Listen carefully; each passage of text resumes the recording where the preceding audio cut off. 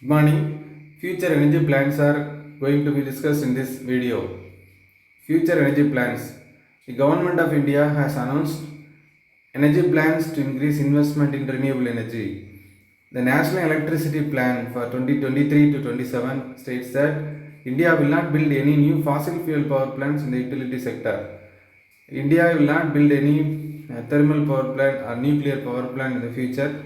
It will build only the renewable energy power plants.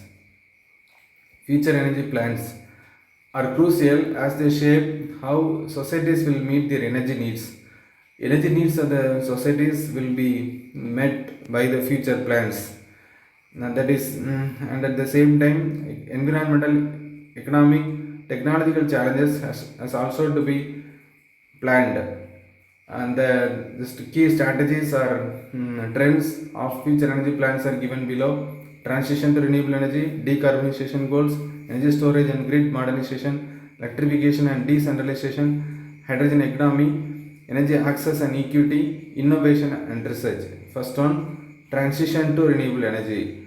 And nowadays, there is a switch from conventional power plants to renewable energy power plants. First, solar and wind power. They are expected to become even more dominant with technological advances, improving efficiency and reducing cost.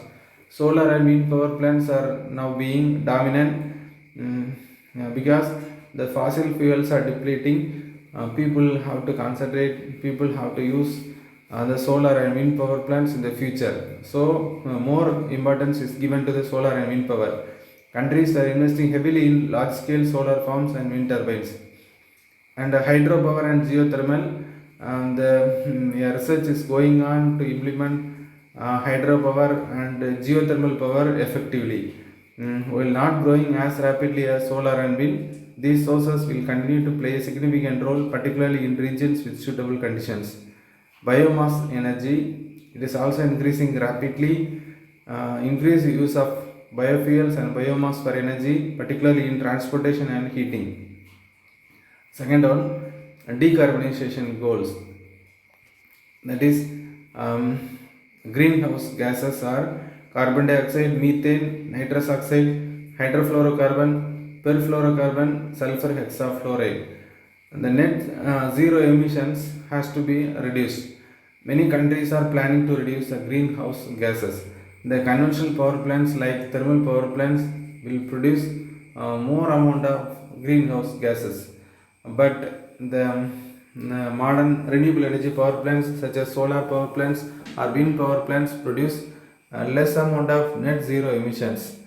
Many countries and companies are setting ambitious targets to achieve net zero greenhouse gas emissions by mid century. This involves reducing emissions through renewable energy and enhancing carbon capture and storage technologies. Energy efficiency.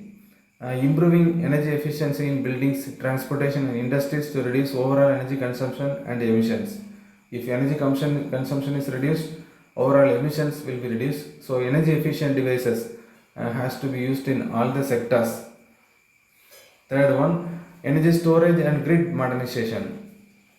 And nowadays, the solar energy and wind energy are intermittent in nature, and this energy, because they are not continuously available throughout the day, it has to be stored. The energy available during the daytime, the solar energy obtained during the daytime is stored in batteries.